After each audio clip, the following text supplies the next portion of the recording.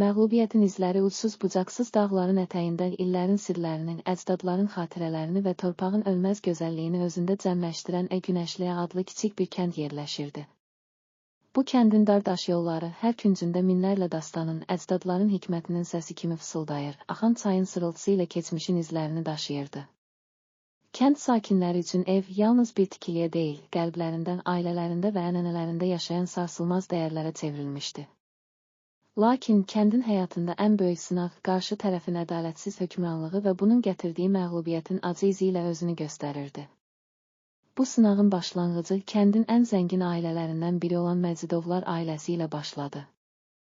Məcid bəy kəndin ən nüfuzlu adamlarından biri idi. O, geniş torpaq sahələrinə, mal-mülklərə sahib olmaqla yanaşı, insanlara öz zənginliyini nümayiş etdirən, lakin bəzən də ədalətsiz siyasəti ilə tanınan bir şəxsiyyət idi.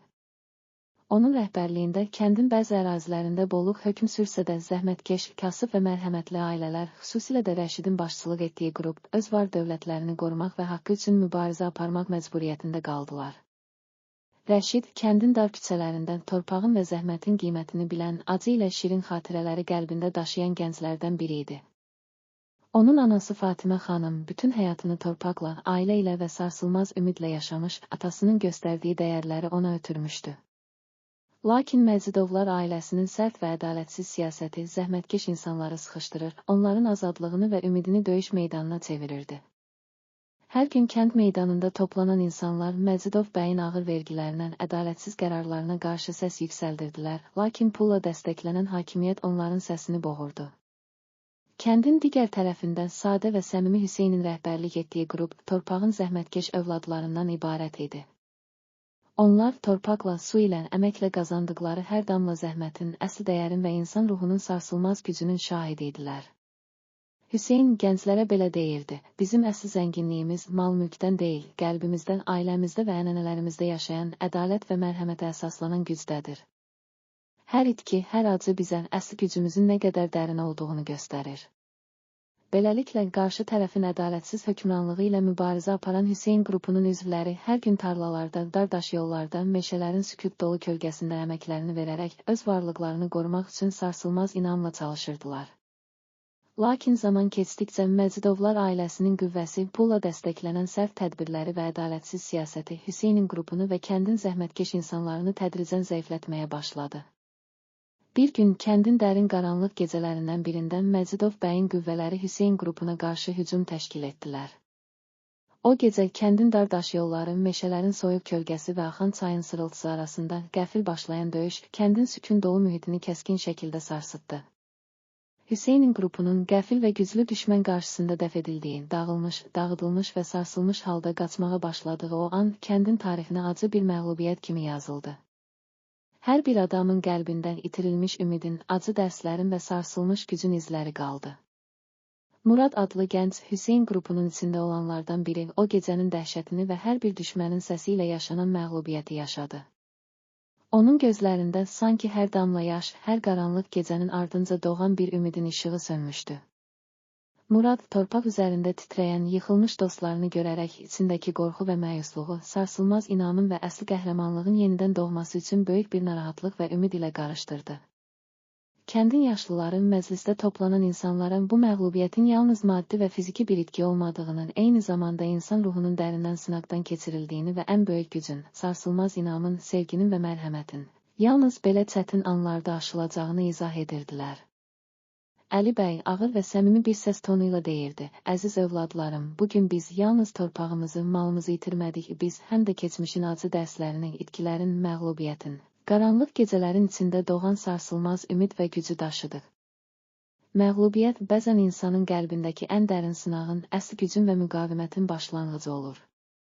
Bu sözlər kəndin hər küncündə, hər evdə, hər qəlbdə dərin iz buraxdı.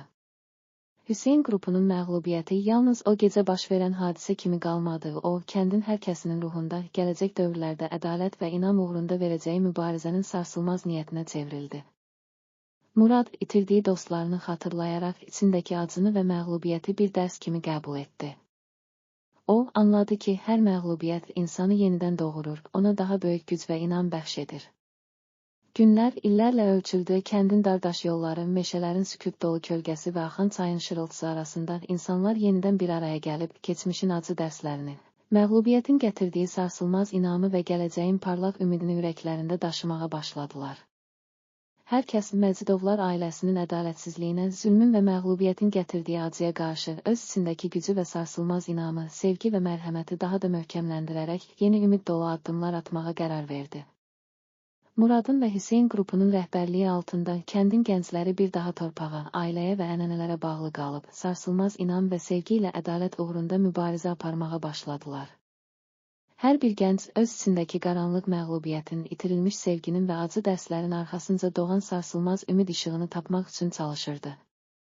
Kəndin hər küncündə, hər evdə, hər qapıda keçmişin acı xatirələri, gələcəyin parlaq ümidləri və ədalətin sarsılmaz səsi bir araya gəlib, insanlara öyrətdi ki, əsl güc yalnız maddi varlıqdan çox, qəlbdə, ruhda və ailənin, ənənələrin sarsılmaz dəyərlərində yatır. Bir axşam Məcidovlar ailəsinin ədalətsiz siyasətinə qarşı yeni bir mübarizə planı hazırlanan kənd sakinləri Əli bəyin rəhbərliyi altında böyük bir məclisdə toplandılar. O məclisdə səmimi və dərindən sözlər söyləyən Əli bəy, keçmişin acı dərslərini və gələcəyin parlaq ümidini xatırlayaraq belə dedi: "Əziz övladlarım, hər bir məğlubiyyət, hər bir acı an bizə öyrədir ki, əsl güc insanın qəlbində, ailəsində və ənənələrində, sevgi və mərhəmətin sarsılmaz inamında yatır.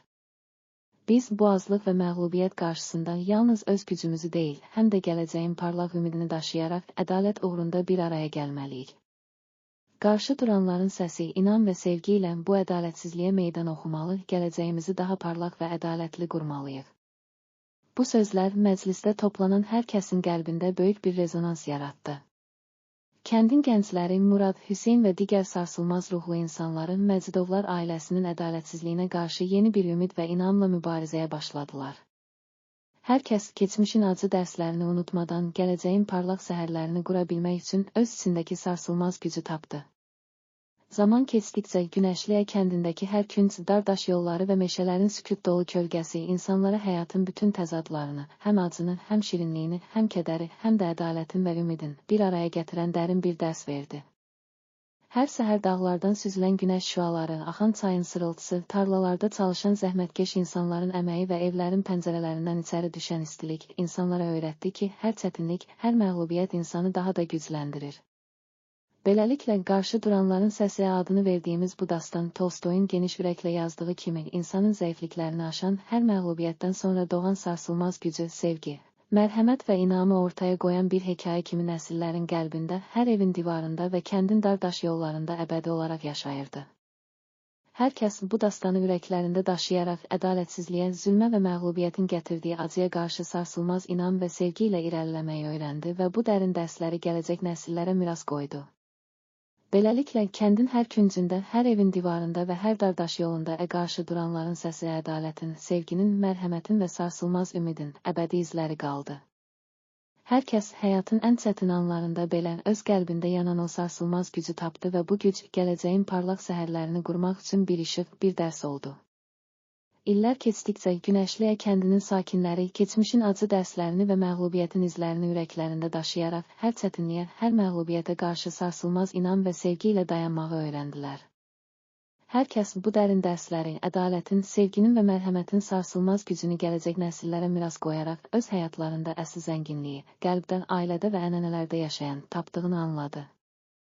Beləliklə, məğlubiyyətin izləri və qarşı duranların səsi kimi nağılların, azlığın izdüşümü, əmin və gələcəyin umudu, əmin sarsılmaz dəyərləri arasında qarşı duranların səsi adını verdiyimiz bu hekayə insanın zəifliklərini aşan, hər məğlubiyyətdən sonra doğan yeni ümid və sevgi işığını ortaya qoyan dərin mənəvi zənginlik və inamın təcəssümü olaraq nəsillərin qəlbində, hər evin divarında və kəndin dardaş yollarında əbədi olaraq yaşayırdı. Hər kəs bu hekayəni ürəklərində daşıyaraq həyatın hər anını, acı ilə şirin, kədər ilə ümidin, sarsılmaz inam və sevgi ilə qarşılamağı öyrəndi və bu dərin dərsləri gələcək nəsillərə miras qoydu.